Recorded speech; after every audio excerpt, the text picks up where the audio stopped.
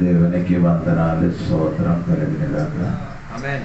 కూడి వచ్చిన దేవుని బిడ్డలు, స్థానియ సంఘ కాపాడి, ఆమేన్, అలాగా ఊర్లో పెద్దలు చిన్నలు, ఫేస్బుక్ లేదు, వాట్సాప్ లేదు, దేవుని వాక్యం విన్నప్పుడు బిడ్డలకి యేసు ప్రభు పేరట వందనాలు. బైబిల్ తరగతికి కూడి వచ్చిన అందరికీ దేవుడు దీవించునుగాక. ఎఫెసీ పత్రిక 2వ అధ్యాయము 15వ వాక్యము మనం చదువుతున్నాం. ఎఫెసీ పత్రిక 2వ అధ్యాయము 15వ వాక్యం. 15 ఇట్లు తండ్రి చేయుచు ఈ ఇద్దరిని తన యందు ఒక నూతన పురుషునిగా సృష్టించి ఆమేన్, తన శిలువ వలన ఆ దేశమును సహించిరి. సోదరం, మనం నేర్చుకున్న విషయము బైబిల్లో మనుష్యుడు, అది మనము 3 విధములు ఉన్న మనుషుల గురించి మనం నేర్చుకున్నాం. ఇప్పుడు 4వ మనుషుల గురించి నేర్చుకోబోతున్నాం. అది ఏమనంటే కొత్త మనుషుడు. ఏమండి? న్యూ మ్యాన్, కొత్త అందులో మనిషి. చెప్పండి. కొత్త మనిషి, కొత్త మనుషుడు. దీని ముందుకు మనం నేర్చుకున్నది పురాతన మనిషి. దీని ముందుకు మనము నేర్చుకున్నది పురాతన మనిషి. దాని ముందుకు మనం నేర్చుకున్నది ప్రకృతి సంబంధమైన నేచురల్ మ్యాన్, మనిషి. ప్రకృతి సంబంధమైన మనిషి. దాని ముందుకు మనం నేర్చుకున్నది ఏమనగా మొదటి మనిషి.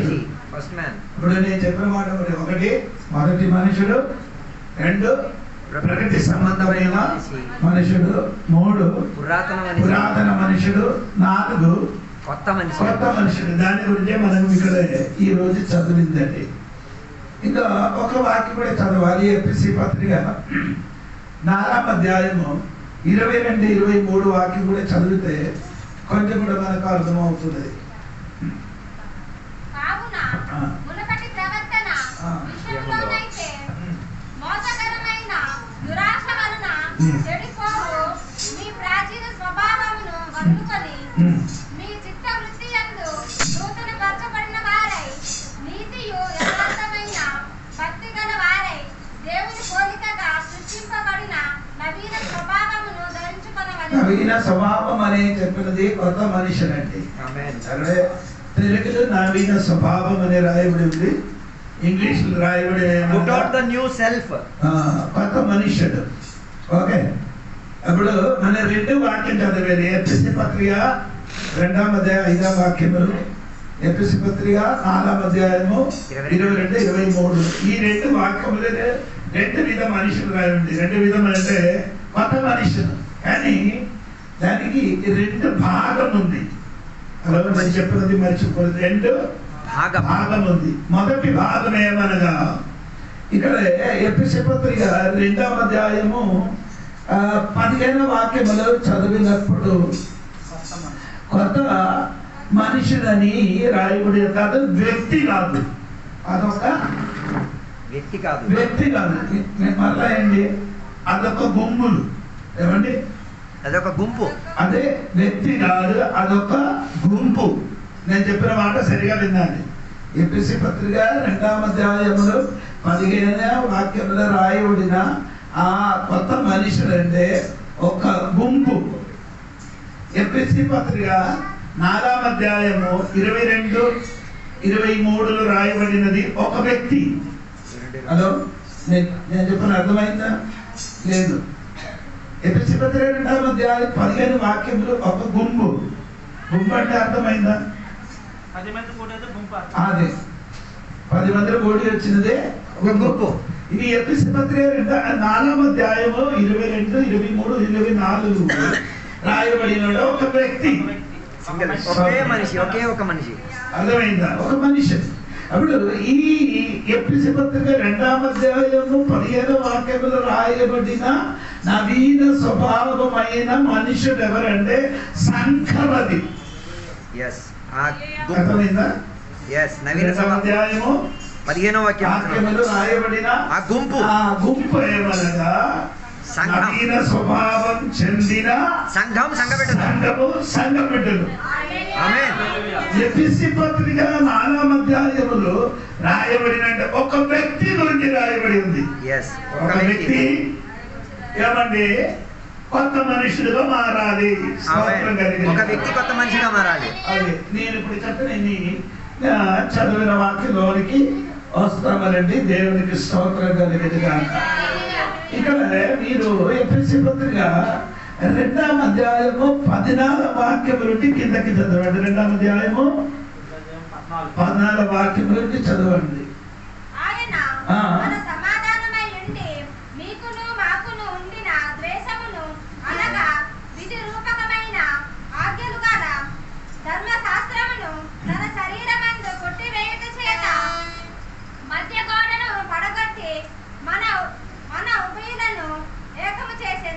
సోదరం చెప్పండి. ఇప్పుడు మనకి మధ్య గోడలను దేవుడు ఏం చేశారు? పడగొట్టారండి. ఆ ధర్మశాస్త్రమైన మధ్య గోడనికి పడగొట్టి ఒక శరీరంగా చేశారు దేవుడు. ఇప్పుడు అర్థమైంది. He made the both group Jews and Gentile into one body.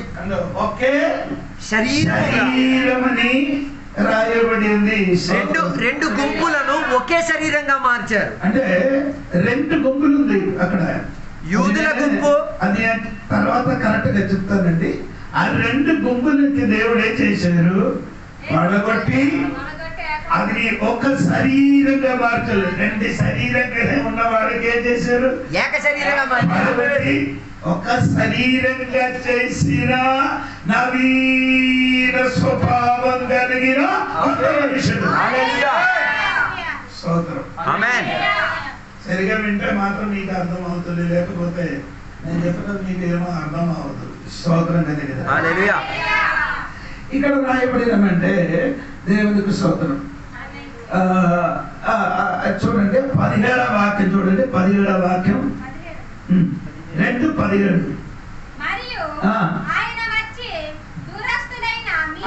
అంటే ఒకటి ఒక గుంపు దూరస్థులైన గుంపు అర్థమైందా? మొదటిగా ఏమర్థండి?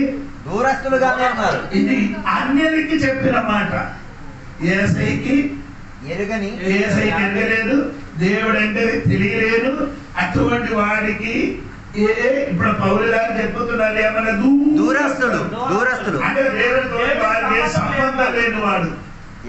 అది 2వ అధ్యాయము 11, 12 వాక్యం మీకు చదివితే మీకు అర్థమవుతుంది. ఇది ముందుకి నాకు చెప్పింది, అందుకని మళ్ళీ చెప్పలేదు. ఇప్పుడు అన్నిటికీ దేవుడితో ఏం లేదు, సంబంధం లేదు. దాన్ని బట్టి వారు ఏమంటే దూరస్థులుగా నివసిస్తున్నారు. 2వది ఆ 17వ వాక్యం పూర్తిగా చదవమ్మా.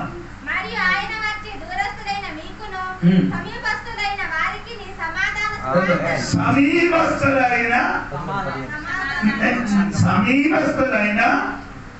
వారికి ముందుకు చెప్పినది అన్నిటికీ దూరస్థులు. సమీపస్థులు ఎవరంటే యూదులండి. సమీపస్థులు ఎవరండి? యూదులు. వారు ఎప్పుడు చెప్పుతున్నారు? మనకు అబ్రహాము తండ్రిగా ఉండే మన దూరస్థులు కాదు, దేవుని దగ్గరస్థులు ఉన్నవాడని చెప్పుతున్నారు. అన్ని ఎప్పుడే చెప్పుతున్నారు? మనం దూరస్థులే, దేవునికి దూరస్థులని. దేవునితోని మనకేం లేదు, ఏ రీతి కలిగిన సంబంధం లేదు. దేవునికి ఎదిగిలేని వాడికి దేవునితోని ఏ విధమైన సంబంధం లేదు. వారు అన్యులు, నిరీక్షణ లేని వాడు, శాపగ్రస్తుడు, దేవుడి దగ్గర నుండి దూరంగా వెళ్ళిపోయిన వాడు, వారికి వాగ్దానం లేని వాడు, అది విదేశీ అన్యులు అనగంటే ఆ విషయము బైబిల్లో రాయబడి ఉంది. కానీ యూదుల గురించి చెప్పినప్పుడు వారి దగ్గర స్థలాన్ని చెప్పుతున్నారు. అదే రోమా పత్రిక ఎందుకు దగ్గర స్థాన్ని చెప్పడానికి కారణము, రోమా పత్రిక 9వ అధ్యాయములు మీరు వస్తే మీకు అది అర్థమవుతున్నారు. 4, 5 వాక్యం చదివితే మీకు కొంచెం కూడా అర్థమవుతున్నారు. రోమా పత్రిక 9వ అధ్యాయము 4, 5 వాక్యం ఒకటి కూడా బైబిల్ చదివితే వెంటనే అవుతుంది.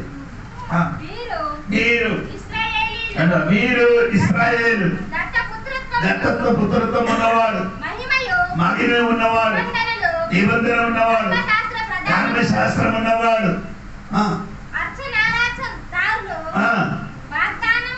వాగ్దానం ఉన్నవాడు, పృథులలో ఉన్నవాడు, శరీరమును బట్టి క్రీస్తు అంటే 9 విధములున్న ఆశీర్వాదం వారికి ఉంది. వారి దేవుని ఏమంటే దగ్గర ఉన్నవాడు, అన్ని ఎక్కడ ఉన్నాడు, దూరంగా ఉన్నవారండి. దేవునికి స్తోత్రం కలిగిన అంటే దూరంగా ఉన్న వారికి గురించి బైబిల్ రాయబడింది. దేవునికి స్తోత్రం. దగ్గర ఉన్న వాడికి దూరం ఉన్న వాడికి దేవుడు ఏం చేశారంటే ఎఫెసీ పత్రిక 2వ అధ్యాయము 17వ వాక్యం చూడండి. ఎఫెసీ పత్రిక 2వ అధ్యాయము 17వ వాక్యం.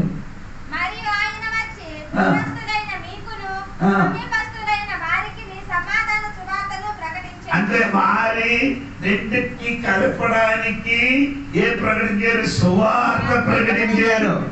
హలో, స్తోత్రం కలిగిన దూరస్తునికి సమీపస్తునికి కలపడానికి మొదటి ఏం చేశారండి?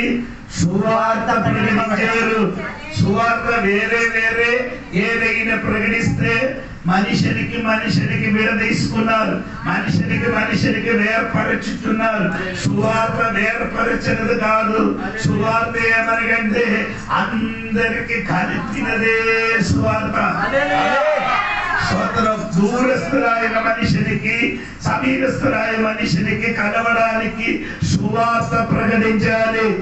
సువార్త వలన వారేం చేస్తున్నారు? అందరికి ఏమైందండి? కలపబడి ఉన్నారు. దేవునికి స్తోత్రం. వారికి ఇప్పుడు ఏం లేదు, శత్రుత్వం లేదు. 2 ఇది 18 వాక్యం చూడండి. 2వ అధ్యాయం 18 వాక్యం.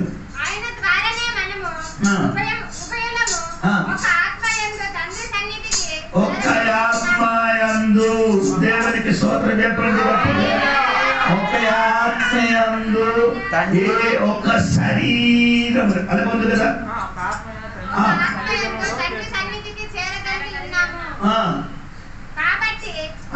చాలు ఒక శరీరం అక్కడ అది ఉంది కదా. ఒకసారి కూడా చదవన్నమ్మా.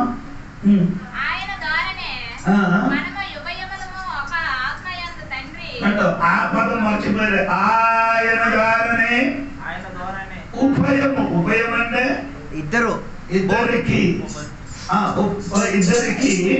ఉభయము ఏ ఒక్క ఆత్మీయందు తండ్రి సన్నిధికి ఏం కలిగింది? ప్రవేశం కలిగిందంట. దేవునికి స్తోత్రం కలిగింది.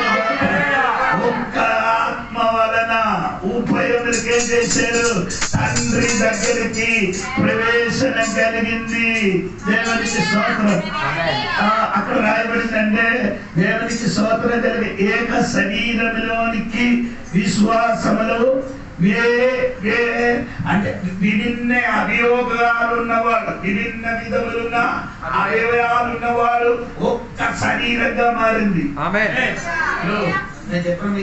వివిధ అవయాలుగా ఉన్న వాళ్ళమే, వివిధ అవయవాలున్న మనకి దేవుడు ఒక్క ఆత్మ వల్ల ఏం చేశారు? ఒక శరీరంలో ఉతికించారు. నీకు అలాగే చెప్తే అడగతున్నారు. వేరే వేరే ఉన్న వారికి దేవుడు ఆత్మ వలన ఒక్క శరీరంగా మార్చారు. అదేమనగండి, దేవుడు సంఘమైన ఒక్క మనుషులు. దేవుడు సంఘం ఏమనగంటే దేవునికి స్తోత్రం. చర్చలు వచ్చిన వాడు పాత మనుషుడు కాదు, కొత్త మనుషులుగా వచ్చిన గుంపులు. వారిని చర్చి అని పిలవడేది, శరీరం అని పిలవడేది. అర్థమవుతుంది. దేవునికి స్తోత్రం కలిగింది. యేసయ్య ఏం చేశారంటే యోహాను సువార్త 1వ అధ్యాయము 11వ వాక్యం మీరు చూడండి. 1వ అధ్యాయము 11వ వాక్యం. సోగీల దగ్గరికి వెళ్ళారు.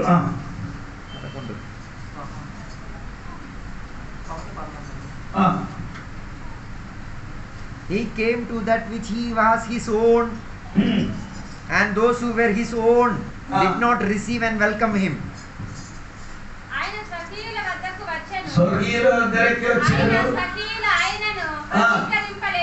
ఏమైంది అంటే అర్థం ఏంటండి?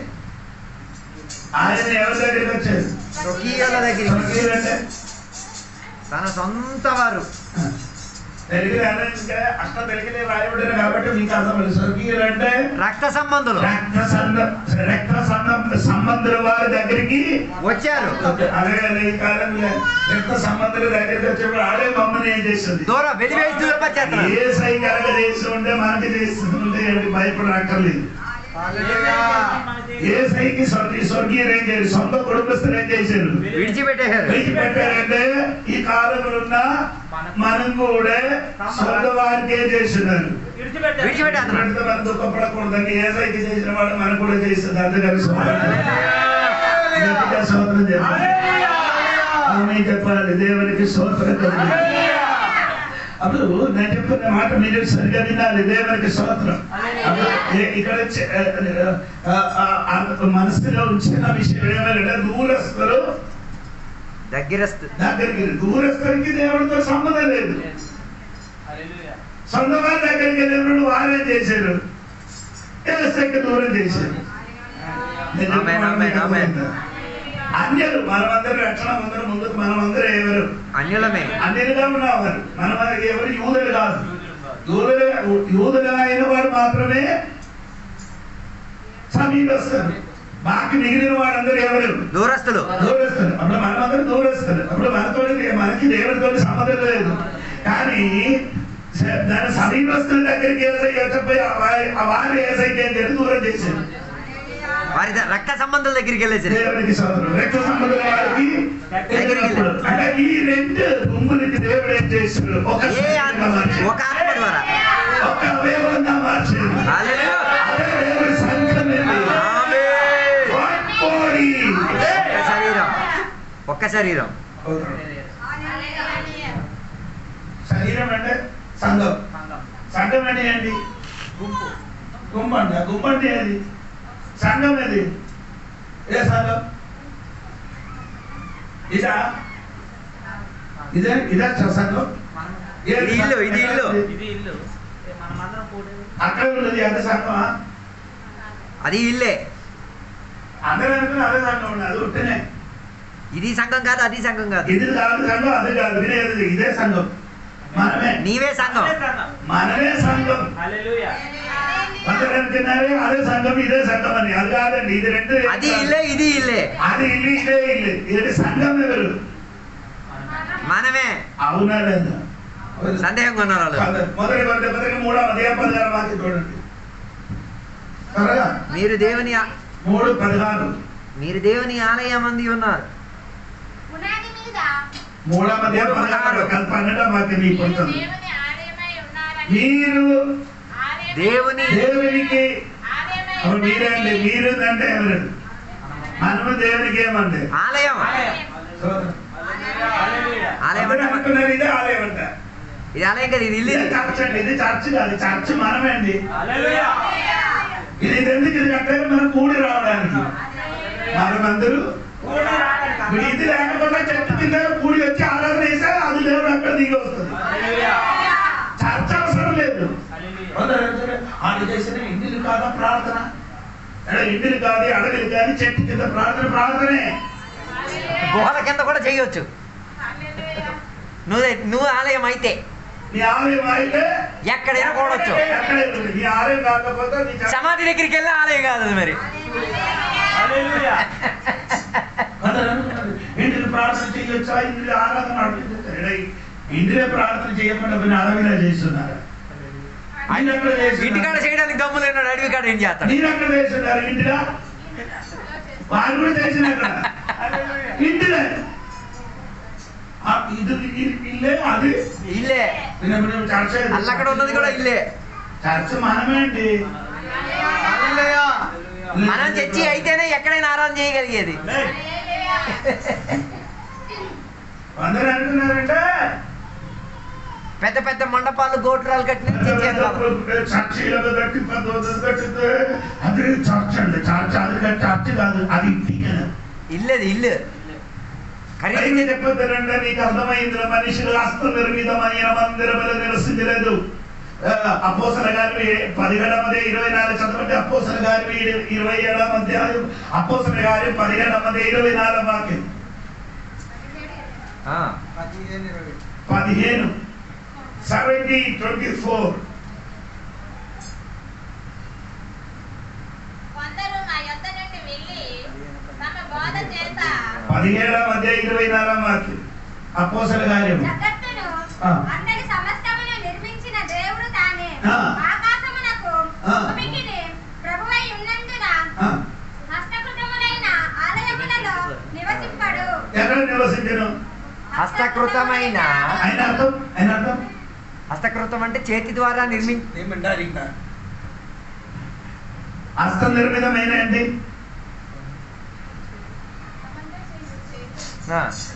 ఆయనకి అర్థం అవుతున్నారండి, మీకు తెలియదా? నేను ఇక్కడ ఆశకు వచ్చాను. హస్త నిర్మితమైన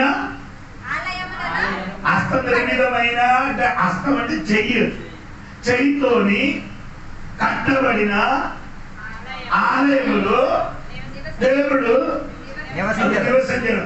ఎక్కడ దేవుడు? అప్పుడు దేవుడు ఎక్కడ నివసించారు? మనలో. అప్పుడు ఈ కాడినందుకు చర్చ అని చెప్పుకుంది. అదే పుట్టినే మోహన్ చేస్తున్నాడు. అది చర్చ కాదండి, అదొక ఇల్లు అండి. అందరికి కూడి రావడానికి ఉన్న ఒక చోట. అందరికి అందరూ సమయం నుంచి కూర్చో రావడానికి ఉన్న చోటు అది. అందరికి కూడి రావడానికి ఉన్న ఒక స్థలం. చోట ఏది? చర్చ కాదు, నువ్వే చర్చ్. ఇల్లు అని చెప్పండి. అది బుర్ర పడైపోతుంది. అంటే అందరూ కూడొచ్చే స్థలాన్ని ఇల్లు, అది ఇల్లు అని చెప్పేది. చర్చి మనమే. మీరు రాకపోతే దేవుడు రాదు. మీరు ఇక్కడికి రాలేకపోతే దేవుడు రాడు. మీరు వస్తే దేవుడు వస్తారు. ఎందుకంటే చర్చ ఆయన కాబట్టి దేవుడు అక్కడికి వస్తాడు. నీవు సంఘం అయ్యావు కాబట్టి. నీ యొక్క శరీరం అయితే ఎంతమందికి అర్థమైందో అనుకున్నాము. మా చర్చ చూడండి, పెద్ద చర్చ అండి, అక్కడ ఏసయ్య లేదండి. ఏసయ్య ఎక్కడే ఉన్నారండి, నీ హృదయం లోపల ఉన్నారండి. అది మనుషులతో కట్టబడినది కాదండి. ఆ 24 వాక్యం ఒకసారి కూడా చదవమ్మా.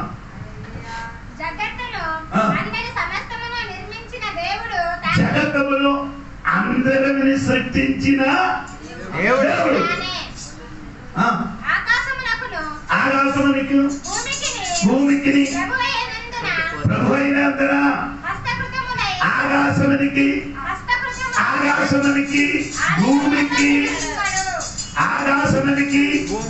భూమికి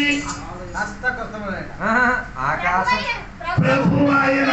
ఆకాశం భూమికి ప్రభు అంటే ఆకాశం భూమిలో ఉన్న దేవుడు, ప్రభు అయిన దేవుడు నీలోనికి వచ్చాడట.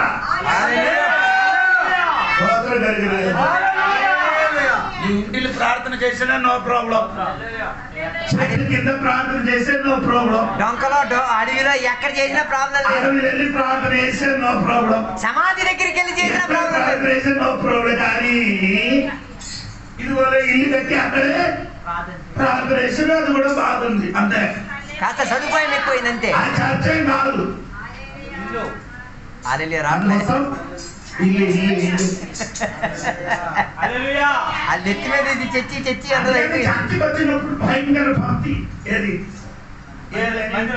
ఇంటికి ఆ ఇంటికి వచ్చిన భయంకర భక్తి, అక్కడికి వచ్చిన భక్తి ఏంటి తల్లి?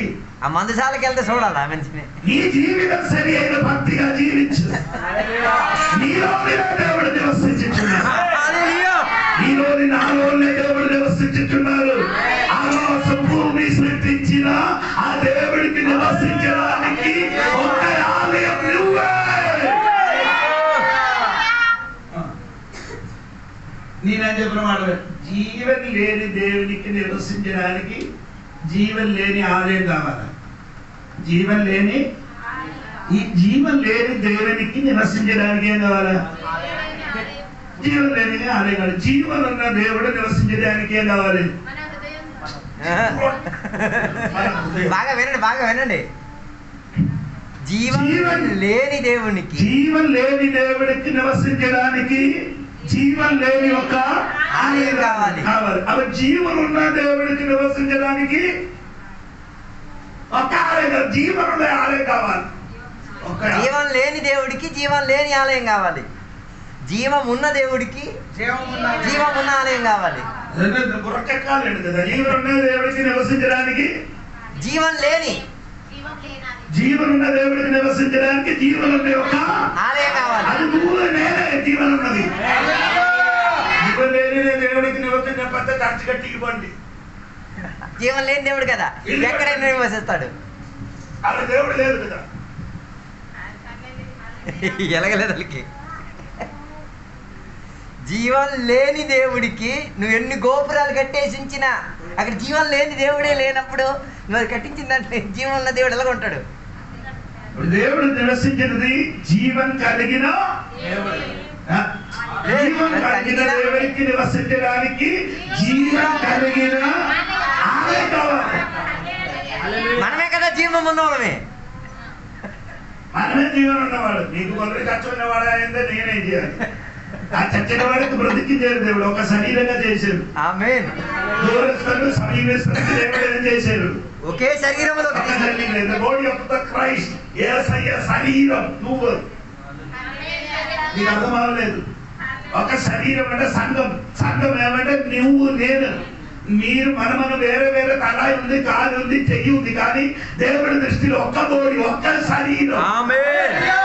దేవుడి దృష్టిలో మనం అందరూ ఒకే శరీరం. అది ఒకటి అంటే అదంటే ఒకటి అంటే అది రెల్లి అవ్వచ్చు, అది ఇంకా బ్రాహ్మణ అవ్వచ్చు, కాపులు అవ్వచ్చు, ఇంకా చెప్పండి చెప్పండి రెడ్డిలు కావచ్చు, రెడ్డి కావచ్చు, చౌదరీలు కావచ్చు, చౌదరి కావచ్చు, కంసాలోడు కావచ్చు, వాడైతే అందరూ ఒకటే, ఒక శరీరంలోనే.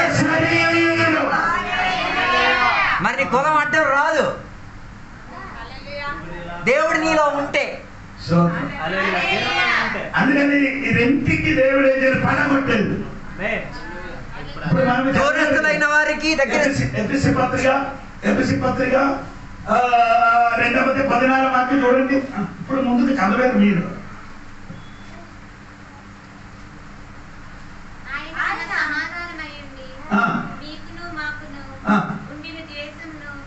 అనగా విధి రూపకమైన ఆజ్ఞలు గల ధర్మశాస్త్రమును తన శరీరమందు కొట్టివేయుట చేత మధ్య గోడగా పడగొట్టి మన ఉభయములు ఏకము చేశారు. మధ్య గోడకి ఏం చేశారు? పడగొట్టి. ఆయన శరీరం ఆయన యేసయ్య మరణం వలన ఉపయోగానికి ఏం చేశారు? ఉపయోగానికి ఒక శరీరం చేశారు. విడదీసే ఉన్నది కలిపారు. దూరస్తులు దేవుడి దగ్గరకు రావడానికి అవకాశం లేని వారికి దేవుడు ఏం చేసి తన శరీరమును శిలువ మరణం వలన ఒక్క శరీరం చేశారు. చెప్పండి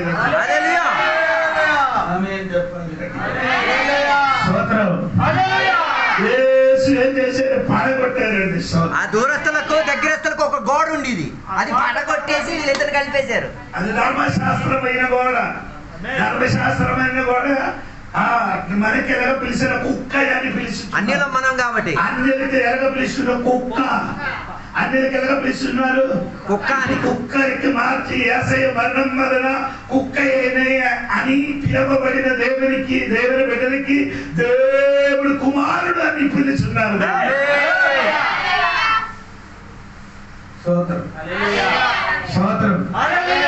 అర్థమైందా లేదా? దేవునికి స్తోత్రం కలిగిన ఒక్క శరీరం చేశాడు. చూడండి, ఇది 1 కొరింథీ పత్రిక 12:13 వాక్యం చూడండి. 1 కొరింథీ పత్రిక 12:13 వాక్యం చూడండి. 1 కొరింథీ పత్రిక 12:13 వాక్యం.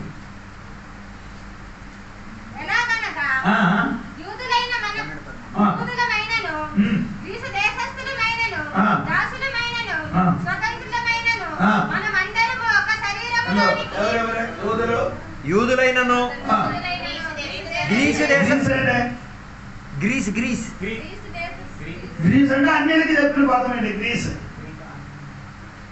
గ్రీస్ దేశస్థులు, దాసులు, స్వతంత్రులు, మనమందరూ ఒక శరీరం అయింది. యేసుక్రీస్తు శరీరం అయింది మనమందరూ.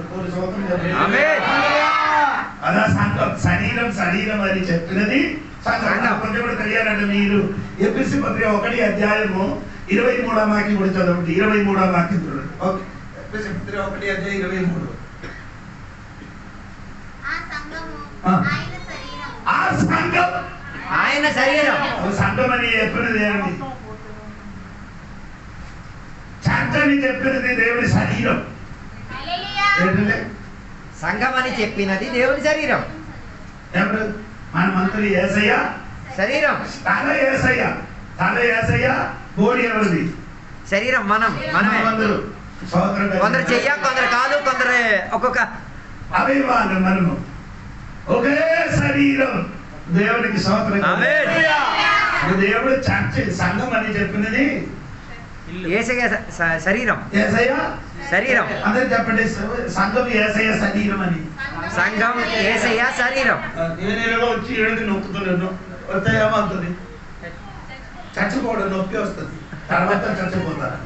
ఫస్ట్ నొప్పి పడుతుంది, ఫస్ట్ నొప్పి వస్తుంది, తర్వాత చచ్చిపోతారు. అది ఎందుకు? శరీరం ఆయన కాబట్టి. అవును కదా? ఈయన శరీరం కాబట్టి ఫస్ట్ నొక్కగా నొప్పి వచ్చింది, తర్వాత చచ్చిపోతారు ఆయన. ఇప్పుడు సంఘం మనమందరూ శరీరం. ఈ శరీరంలో కొందరు ఏం చేస్తున్నారు? మమ్మల్ని నొక్కుతున్నారు. వాళ్ళకేం నొప్పి లేదు, వారికి కానీ నొక్కేస్తాడు మనల్ని. నొప్పి లేకపోతే ఏమైందమ్మా? చచ్చిపోయింది. ఆడికి నొప్పి లేదంటే ఆడు చచ్చిపోయాడని అర్థం. నువ్వు బతుకున్నావు. ఇప్పుడు నేను ఈడికి గాయపడుతున్నాను అనుకో, నాకాడి ఈడికి నొప్పి నాకు అర్థం కావట్లేదు, నేను చచ్చిన శవం, ఆడు బతుకున్నాడు. ఇప్పుడు నేనొచ్చి ఆనంద భాషకి ఎన్ని బోధులు ఆడికి తింటారంటే ఆడికి నేనేం చేశాను? వేదన పరుస్తున్నారు. నీకేం కలగలేదు అంటే ఆ తిట్టినప్పుడు అది తప్పు అని ఆయనకి అనిపించట్లేదు కదా. ఆయన శవం, ఈయన బతుకున్నాడు. నీ ఆనంద భాషకి నేను తిట్టినప్పుడు నీకు నొప్పి కలగలేకపోతే నీ చచ్చిన వాళ్ళే. ఒక శరీరం అయితే నొప్పి వస్తుంది. అర్థం కాలేదు. ఇప్పుడు కాకరకాయ ఇదిగా పట్టుకొని కట్టి చేసినప్పుడు ఈ కత్తి ఇక్కడ తగిలితే నొప్పి ఎక్కడ వస్తుంది? మొత్తం కాకరకాయకి నొప్పి వస్తుందా? నీకెందుకు నొప్పి రాలేదు? పాస్టర్ గారికి తిట్టినప్పుడు నీకెందుకు నొప్పి రాలేదు? పాస్టర్ గారికి నీ తిట్టారు, నీకు నచ్చినట్టుగా ఆనంద పాస్టర్ గారికి తిట్టారు, నీకెందుకు నొప్పి రాలేదు? నీ చచ్చిన శవమే. జీవనం ఉందా? నీకే వస్తుంది. ఏమవుతుంది? అయ్యో నేను చేసిన తప్పు, అలా తిట్టకూడదని నిన్ను తిట్టితే, నిన్ను కొట్టితే ఆ కొట్టిన వాడికి నొప్పి కలుగుతుంది. నీకెందుకు నొప్పి రాలేదు? నీ ఒక శరీరం కాదా? మనమందరం ఒక శరీరం కదా. ఒక శరీరం ఒకటే అయితే ఒక చెయ్యికి దెబ్బ తగిలితే ఒక చెయ్యి ఇంకొక చెయ్యికి ఏం చేస్తుంది? ఓదార్స్తుంది. ఈ చెయ్యికి ఏదైనా దెబ్బ తగిలింది అనుకో, వెంటనే ఈ చెయ్యి అని చేస్తుంది. మందులు పట్టి కట్టడం కానీ. నీకెందుకు అలాగని ఎందుకు చెయ్యలే? ఇప్పుడు అయ్యగారు ఈయనకి తిట్టిన తర్వాత ఎందుకు అయ్యగారు చెప్పలేదు? అయ్యో తప్పు అయిపోయిందని చెప్పి ఎందుకు చెప్పట్లేదు? నీ చచ్చిన శవం ఏం స్పందించదు కదా. అంటే ఇప్పుడు కోశారు, ఈ చెయ్యి ఏం చెయ్యాలి? దీనికి పరిచర్య చేయాలి, ఓదార్చాలి. అరే బాబు ఇది కట్టుతాను, డాక్టర్ దగ్గరికి వెళ్తున్నాను, ఈ చెయ్యి అది చెయ్యట్లేదని దాని అర్థం ఏంటి? ఇది చచ్చిపోయిందని అర్థం. నీ యొక్క శరీరం అయితే, సంఘం మరి శరీరం అయితే, ఒక సంఘ బిడ్డలకి ఏదైనా దెబ్బ తగిలితే మనకి అందరికి దెబ్బ తగిలినట్టే. హల్లెలూయా. సంఘములకి ఒక్కడికి నీ తిట్టితే అందరికి తిట్టినట్టుగా. నీ ఎందుకు చెప్పలేదు అది? Praise the Lord. భయం వేస్తుంది. అర్థం అవ్వలేదా? అర్థమవుతుంది, భయం వేస్తుంది వాళ్ళకి. హల్లెలూయా. భాషకి ఏదైనా బోధన అడిగితే తిట్టడానికి నీకు నీ చెప్పిన వాడు అంటే నీ శరీరం కాదు. ఒకే శరీరం అయితే ఆ రీతిగా తిట్టావు. ఆ రీతిగా తిట్టదు, కొట్టదు, బూదు రావదు, అబద్ధం చెప్పరు. అలాగ చెప్పితే ఆయన అర్థం నీకేమో అలాగ చెప్పిన అనుకో, నీకేమో రావాలి, నొప్పి రావాలి. హల్లెలూయా. సోదరుడు నీ అపసరమైన 9 అధ్యాయం చూడండి. హల్లెలూయా. 2-3 వాక్యం చదవండి.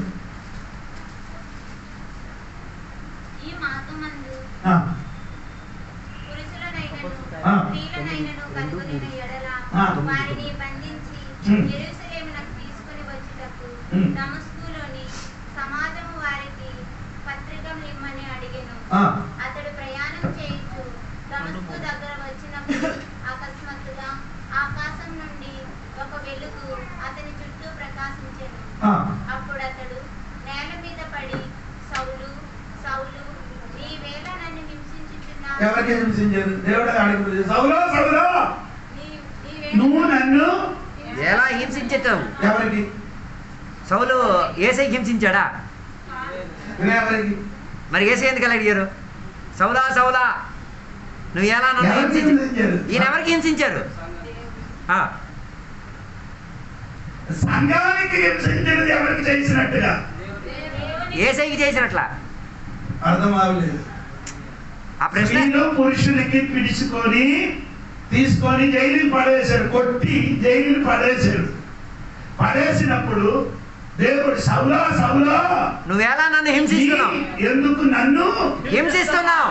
అప్పుడు నన్ను నేను తిట్టితే, మీరు నన్ను తిట్టితే నన్ను కాదు తిట్టడం, నీ బాకీ పని దేవుడు చేస్తాడు. చూసుకుంటారు. అదే కాలేదు. నువ్వు తిట్టినా కొట్టినా వేదన పరిచినా ఎవరికి వేదన పడుతున్నావు? దేవునికి వేదన పడుతావు. ఆయన ఊరుకొని ఉన్నాడు. ఉదాహరణగా మీ పాస్టర్ గారికి మీరు తిట్టారు, కొట్టారు, అన్ని మాటలు ఆడింది, అది పాస్టర్ గారికి కాదు, దేవుడికే. ఇప్పుడు పాయింట్ అది కాదు. దేవుడిని ఎలాగ ఎదిరిస్తావు? ఎందుకు? సంఘం యేసయ్య శరీరం. శరీరం. సంఘం యేసయ్య శరీరం. శరీరానికి తల క్రీస్తే. శరీరానికి క్రీస్తు. అప్పుడు శరీరానికి దెబ్బ తగిలితే ఎవరికి దెబ్బ తగిలినట్టుగా?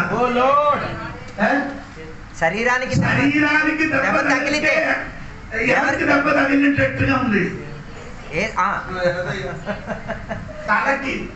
అనగా చెప్పు. తల యేసయ్య కదా. ఫస్ట్ శరీరం దెబ్బ తగిలితే నొప్పి ఎక్కడికి వస్తుంది? తలకి. ఆయన అర్థం నిన్ను తిట్టితే, నిన్ను బూదులాడితే, నీకెదురుగా మాట్లాడితే దేవుడికి చెప్పినట్టుగా బాకీ పడి దేవుడు చేస్తాడు. కోరిని దేవుడిని దెబ్బలు కొట్టేసి దేవుడిని పిలిపించు కదా, కొట్టడం దేవుడు అని. సంఘం మనమే. ఇల్లు కాదు చర్చ్, సంఘం మనమే.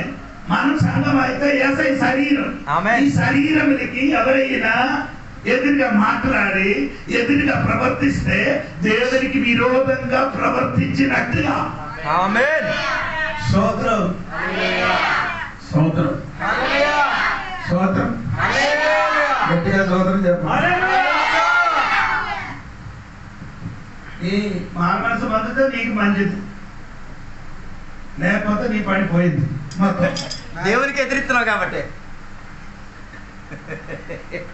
నేను అనుకున్నాను ఏదైనా ఆడడానికి ఉన్నవాడా సంఘపడాలని అనుకున్నారా? పాస్టర్కి కానీ విశ్వాసి వారికి ఏదైనా నచ్చినట్టుగా చెప్పడానికి నీకు అధికారం లేదు. హల్లెలూయా. ఇది దేవుడు స్వయం రక్తం ఇచ్చి కొన్నినది కొట్టినది దేవుడి సంఘం.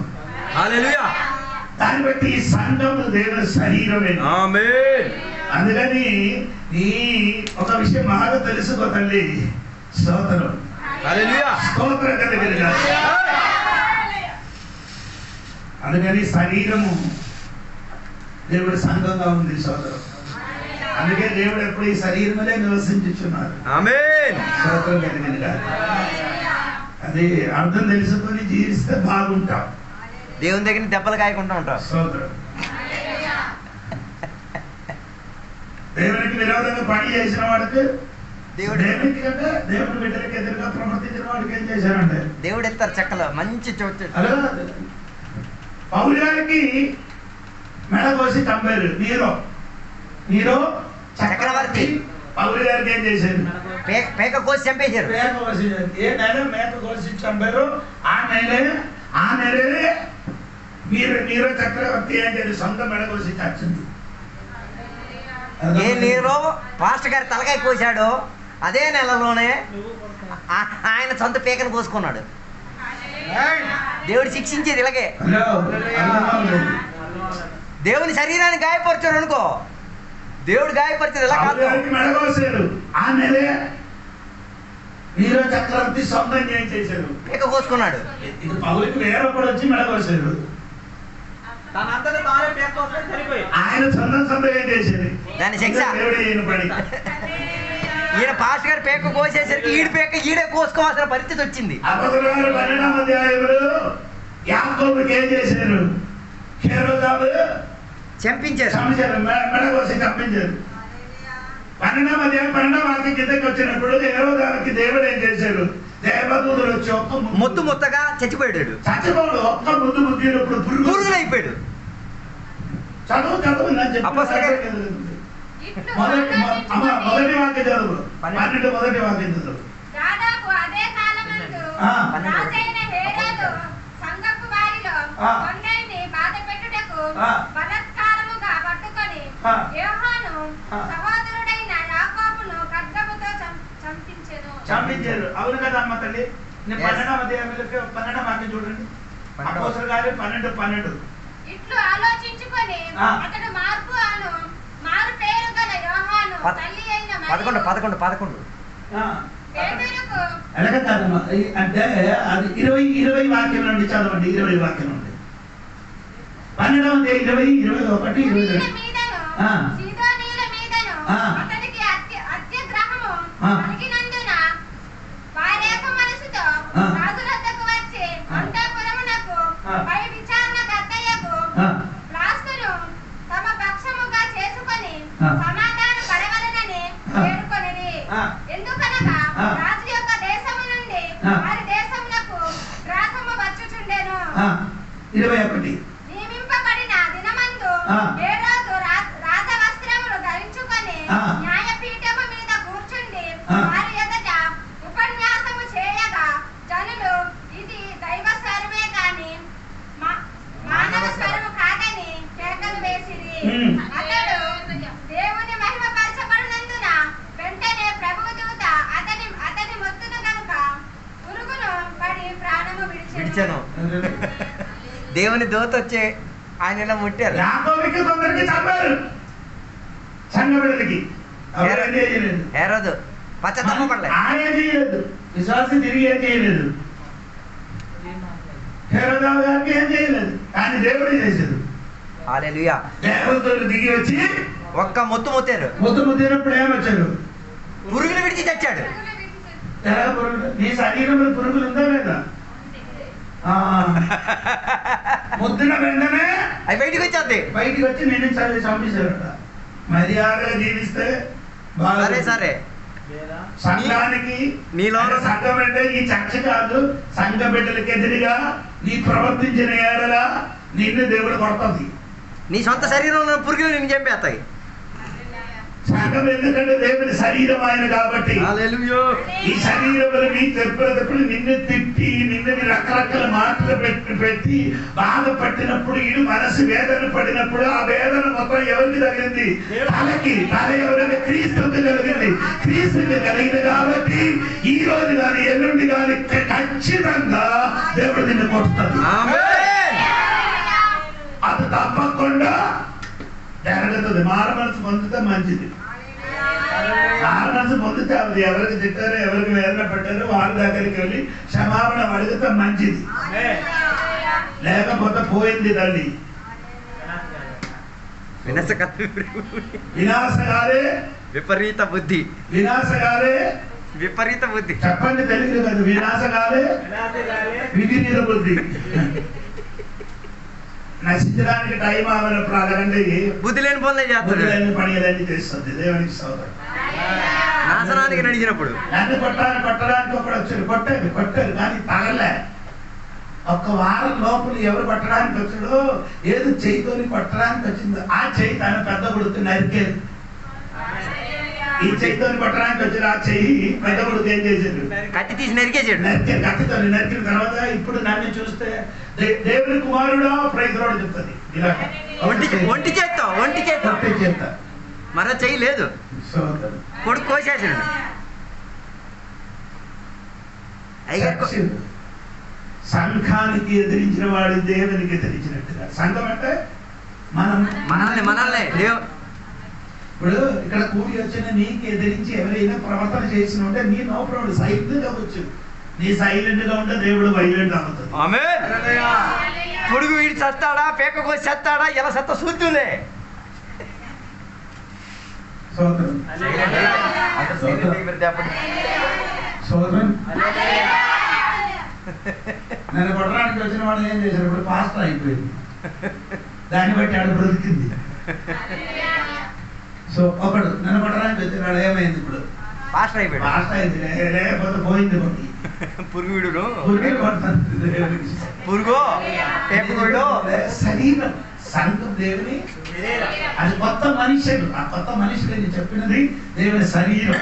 దేవుడు ఏం చేశాడు? 2 గుంపులకి ఏం చేసి ఒక్క గుంపులుగా చేసి ఒక్క మనుషులుగా మార్చి స్తోత్రం. దేవుని సంఘంగా నన్ను నేను దేవుడు మార్చిన స్తోత్రం. ఎంతమందికి అర్థమైందో బాగుంది. దేవునికి స్తోత్రం. గట్టిగా చెప్పండి.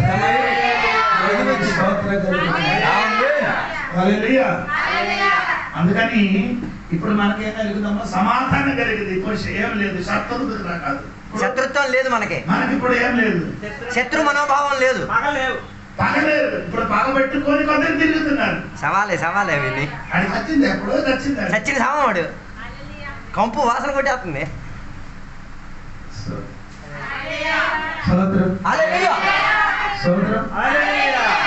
మనకేం లేదు, పగలేదు.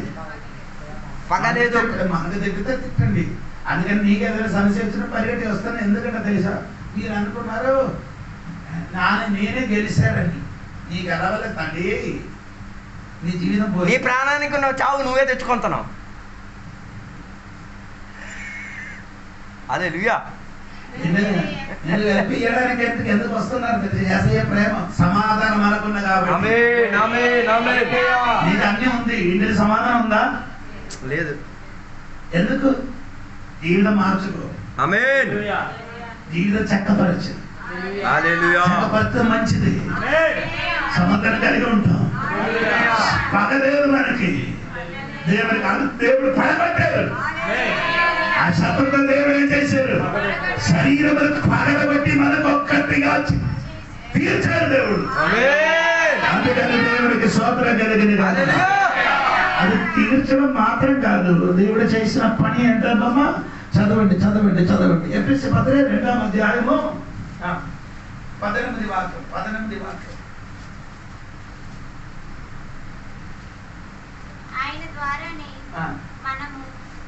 ఆయన ద్వారానే మనము ఉపయోగము ఒక ఆత్మయందు తండ్రి సన్నిధికి చేరగలిగి ఉన్నాము.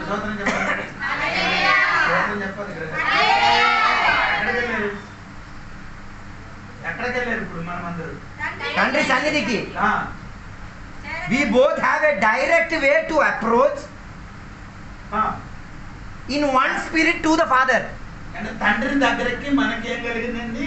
డైరెక్ట్ గా నేరుగా వెళ్ళడానికి ఉన్న మార్గం కలిగింది. ఇప్పుడు దేవుడు మమ్మల్ని ఏం చేసిన ఒక శరీరంగా ఒక మనిషినిగా చేసిన కాబట్టి తండ్రి దగ్గరికి మనం ఇప్పుడు ఏం చేశారు? చేరింది.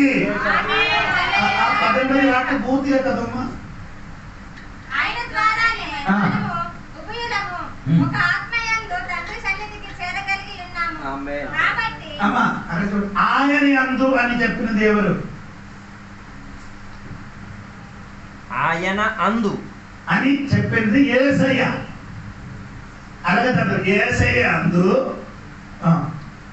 అలాగే చదవమ్మా.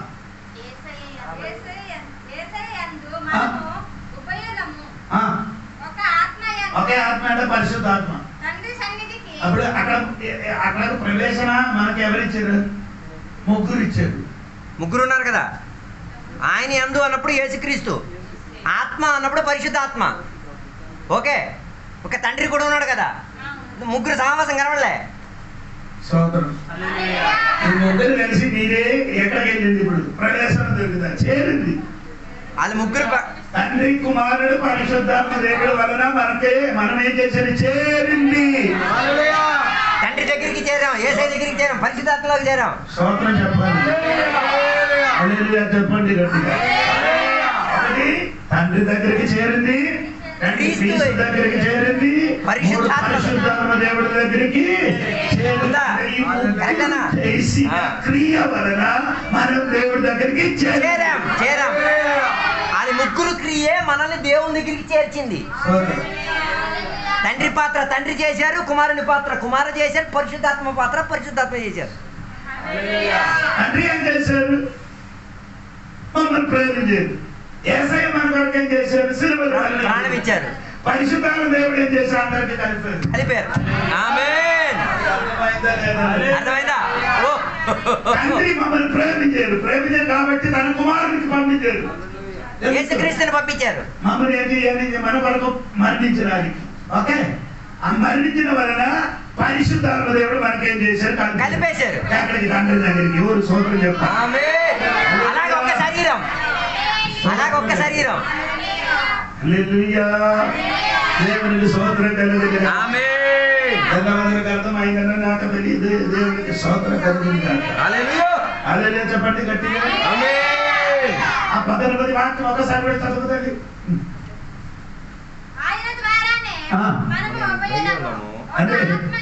అంటే ఈ ఉభయం అని చెప్పినది రెండు గుంపులకి ప్రవేశం దొరికింది. ఉభయం అంటే ఉభయులు.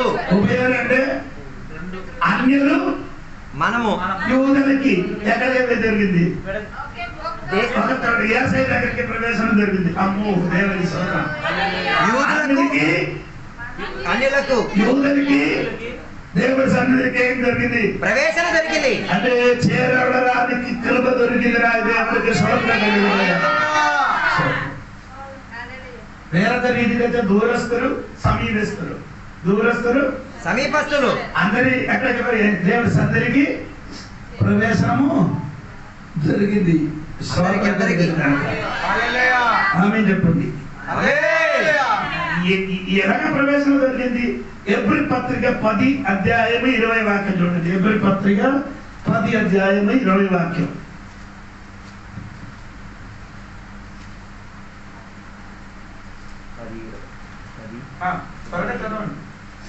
సహోదరులారా, యేసు మన కొరకు ప్రతిష్ఠించిన మార్గమున అనగా నూతనమైనదియు జీవము గలదియు ఆయన శరీరము అను తెర ద్వారా ఏర్పరచబడినదైన మార్గమున ఆయన రక్తము వలన పరిశుద్ధ స్థలమునందు ప్రవేశించుటకు.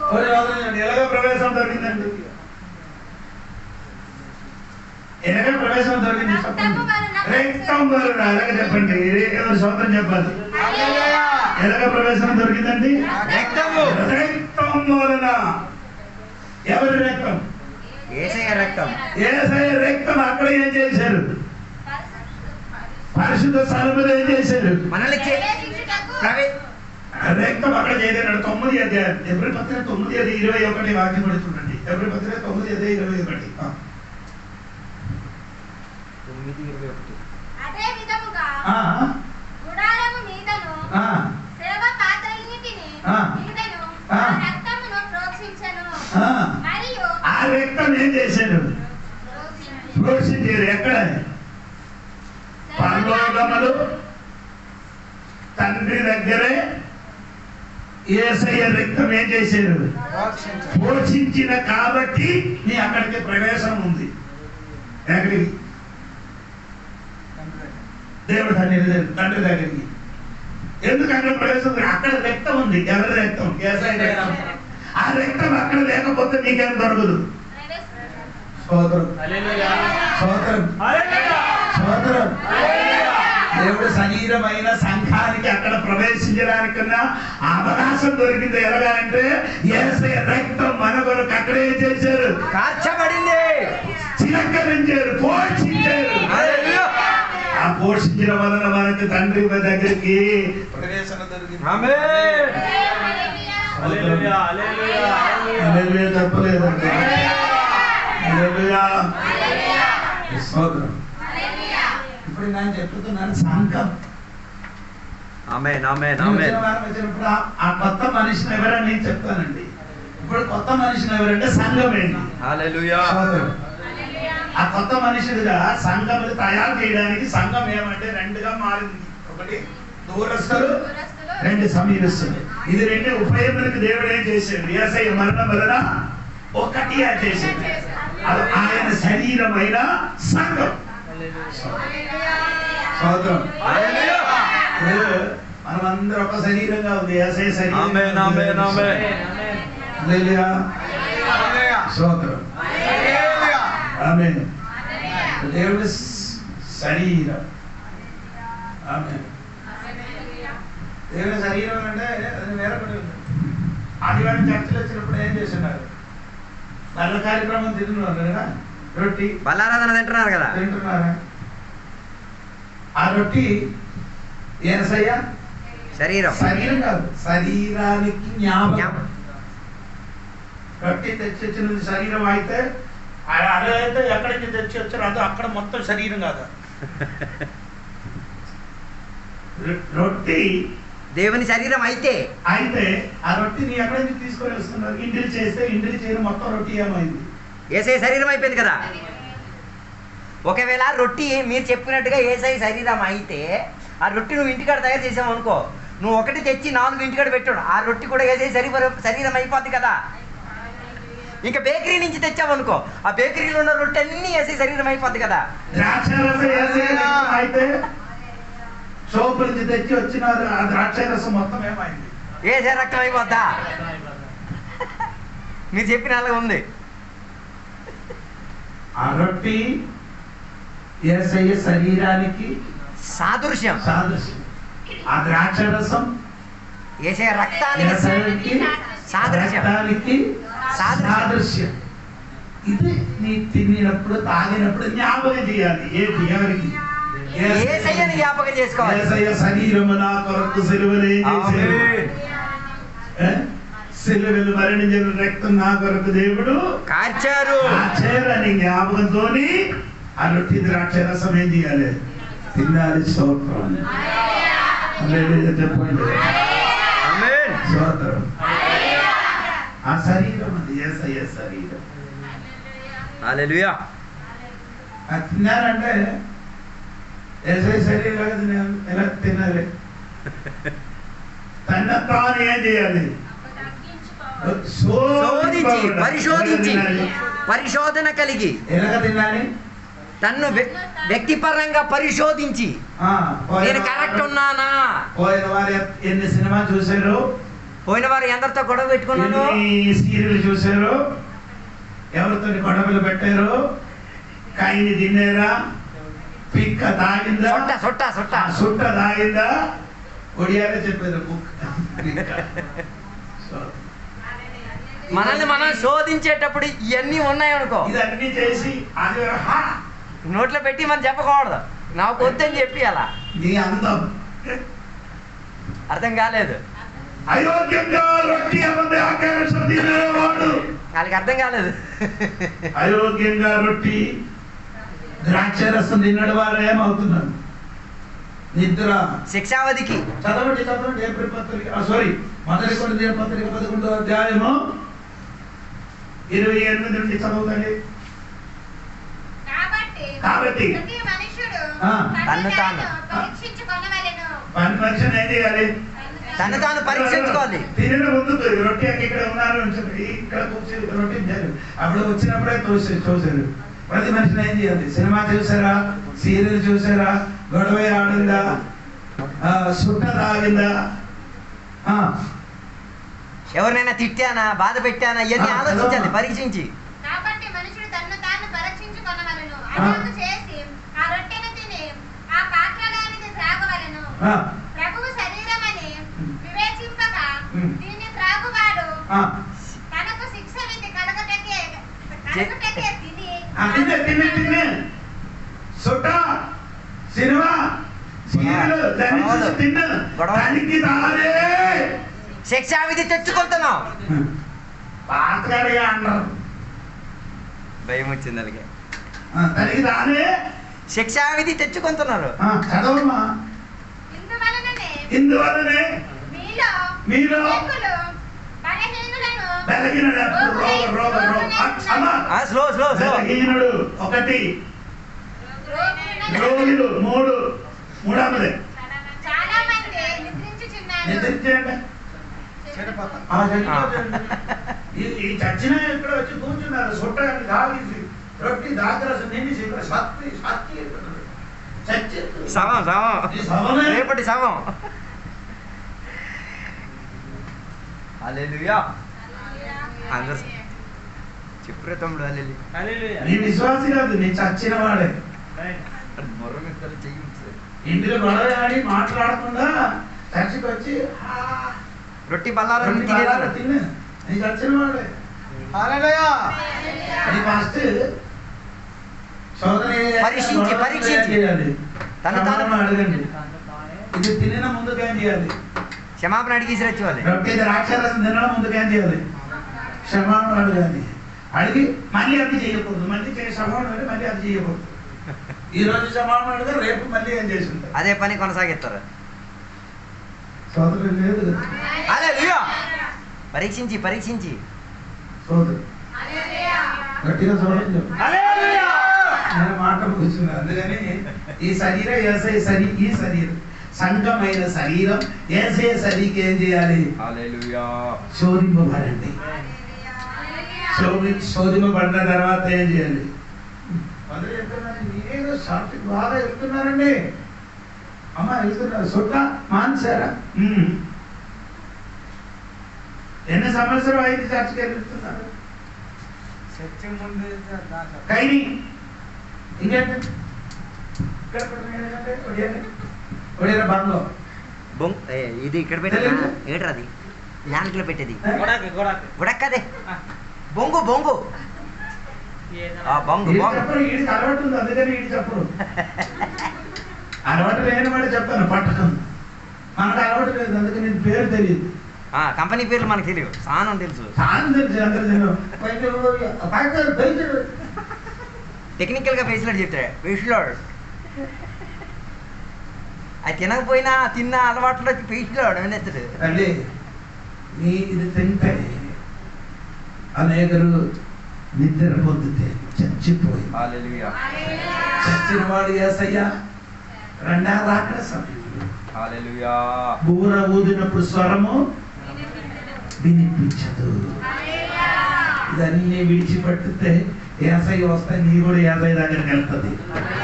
అందుకని సంగమా సిద్ధపడు, ఎత్తబడండి. ఈ జీవితం విలువైనది, నరులారా రండని సెలవైనది, సెలవైనది. సిద్ధపడినావా చివరి యాత్రకు, సిద్ధపడినావా చివరి యాత్రకు, యుగ యుగాలు దేవునితో ఉండుటకు, యుగాలు దేవునితో ఉండుటకు. ఈ జీవితం విలువైనది, నరులారా రండని సెలవైనది, దేవుడు సెలవైనది. సిద్ధపడినావా చివరి యాత్రకు, సిద్ధపడినావా చివరి యాత్రకు, యుగ యుగాలు దేవునితో ఉండుటకు.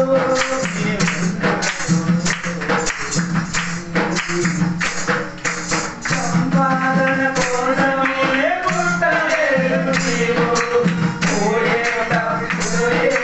పట్టుకొని సంపాదన కోసమే పుట్టలేదు నీవు, పోయేటప్పుడు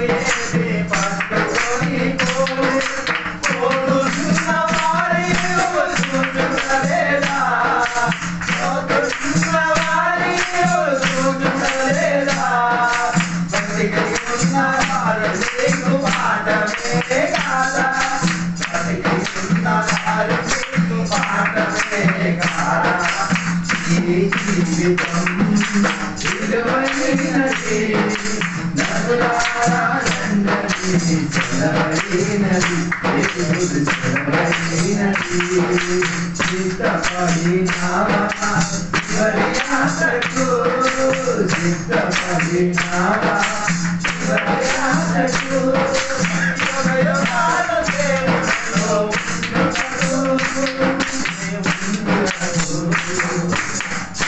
ప్రార్థన చేస్తుంది. రాత్రి వేళ దేవుని యొక్క సన్నిధిలో ఒక నిమిషం మనల్ని మనం పరిశోధించుకొని చేద్దాం. మన జీవితం మనది కాదు, మన శరీరం కాదు. రాత్రి వేళ చెప్పగలిగి తీరుతావా? దేవుడు నిన్ను కొత్త మనిషిగా మార్చాడు. నువ్వు దేవుని యొక్క శరీరానికి అవయవంగా మారి తీరావు. నువ్వు సంఘముగా మారి తీరావు. సంఘము నువ్వే. అందుకే నీ విలువైన జీవితాన్ని పాడు చేయమాక, విలువైన విశ్వాసి జీవితాన్ని పాడు చేయమాక, విలువైన పాస్టర్ గారి మీద ఎదిరింపులతో పాడు చేయమాక. అయ్యో అలా చేస్తే నష్టమేనమ్మా. మరి నువ్వు ఈ రాత్రి వేళ సరిదిద్దుకుంటావా? ఈ రాత్రి వేళ కన్నీటితో దేవునితో చెప్తావు, దేవా తప్పు జరిగిపోయింది, నన్ను మందించు దేవా, క్షమించు దేవా. ఎన్నోసార్లు నేను వేదన పరిచాను, ఎన్నోసార్లు నేను గాయపరిచాను, ఎన్నోసార్లు నేను తిట్టాను, ఎన్నోసార్లు నేను కనెక్ట్ ఉమ్మేశాను, ఎన్నోసార్లు నేను పనికిరాని మాటలు మాట్లాడాను. దేవా ఈ రోజు నాకు అర్థమైనది, నీ శరీరం అయ్యా, నిన్ను నేను వేదన పరిచానయ్యా, నిన్ను నేను గాయపరిచానయ్యా, నన్ను క్షమించుదేవా. హేరోదుకు జరిగినది నాకు జరగకూడదయ్యా, నేరోకి జరిగినది నాకు జరగకూడదయ్యా. పురుగు విడిచి తెచ్చాడు, పేద కోసం తెచ్చుకున్నాడు, దేవుని ఒకరితో తెచ్చుకున్నాడు. దేవ నాకు అదొద్దయ్యా, నన్ను మందించు, క్షమించు, నన్ను ఒక కొత్త సృష్టిగా మార్చు దేవా, నన్ను ఒక కొత్త మనిషిగా మార్చు. నా పాత స్వభావం నాశనమైపోడు గాక, నా ప్రకృతి స్వభావం దూరమైపోడు గాక, ఆదాముగా మొదటి మారిపోదు గాక దేవా. నన్ను కొత్త సృష్టినిగా మార్చని రాత్రి చెప్తారు.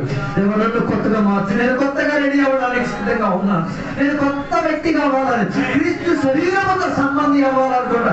నాలో దేవుడు నివసించాలి, నేనే దేవునికి ఆలయం, నేనే దేవునికి చర్చిని. నేను వస్తేనే చర్చి అయ్యేది, ఒక ఇంటిలో కాదు చర్చి జరిగేది. నాలో నీ ఆత్మ ఉన్నది. ఈ రాత్రి వేళ ప్రార్థన చేసుకున్నాం. పరిశుద్ధ మహోన్నత దేవానికి వందనాలు. ఈ రాత్రి వేళ దేవుని యొక్క సేవకుల ద్వారా దేవ గొప్ప వాక్యాలు మేము వినగలిగాం దేవా. ఎన్నోసార్లు దేవా నీ శరీరాన్ని మేము వేదన పరిచాం, ఎన్నోసార్లు నీ శరీరానికి వ్యతిరేకంగా మేము పోరాడాం, యుద్ధం చేసాం. కానీ రాత్రి వేళ అర్థమైంది దేవా, మేము చేసింది పొరపాటు అయిపోయింది, తప్పు అయిపోయింది, మమ్మల్ని క్షమించండి దేవా. రాత్రి వేళ కన్నీటితో నీ ఎదుట నిలబడి భిక్షపడుతున్నాం దేవా.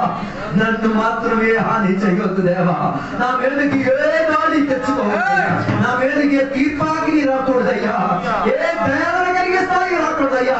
ఈ రాత్రి వేళ నన్ను విడిపించి కొత్త మనిషిగా మార్చు, నేను కొత్త వ్యక్తిగా మారుతా, సంఘానికి సభ్యుడై తీరుతా, యేసయ్య శరీరము కంటే తీరుతా.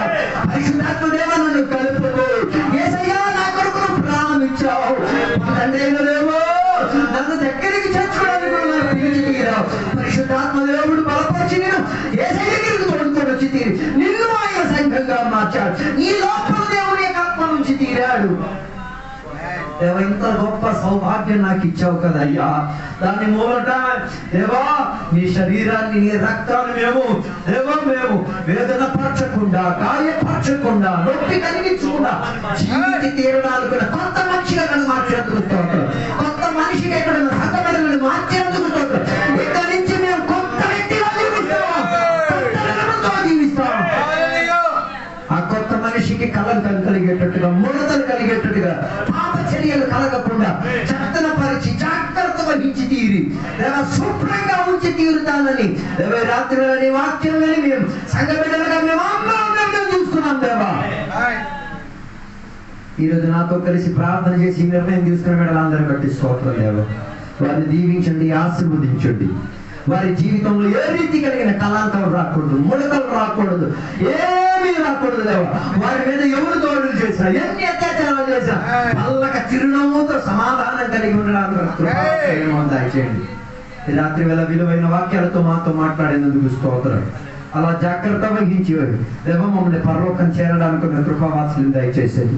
ఇంతసేపు వాక్యం బోధించినది సంఘ అయ్యగారిని దీవించినందుకు స్తోత్రం, సంఘ కాపాన్ని దీవించినందుకు, వచ్చిన సంఘ బిడ్డలని విశ్వాసాలందరినీ కూడా దీవించినందుకు స్తోత్రం. ఇప్పుడు మేమందరం కూడా మా ఇళ్ళలోకి, మా కుటుంబంలోకి, మా సొంత పనుల్లోకి తిరిగి వచ్చున్నాం. నీ కృపలో నడవడానికి ఉన్న బలము, శక్తి, ధైర్యం దయచేయండి. దీవెనలతో తీసుకోవడం యేసు నామములో అడిగి పెడుకున్న పరమ తండ్రి. తండ్రి యొక్క కుమారక పరిశుద్ధాత్మక సహవాసం ఇప్పుడు వెళ్ళప్పుడు ఇక్కడ కూర్చున్న భక్తులకు దేవాలి 2 రాకడ వరకు తోడై ఉన్నది గాక.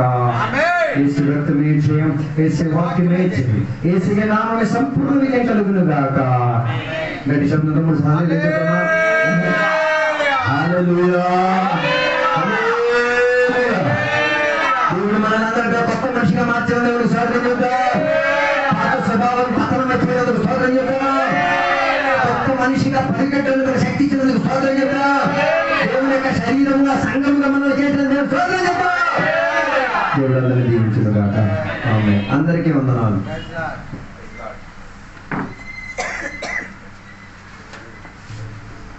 నైట్ గారు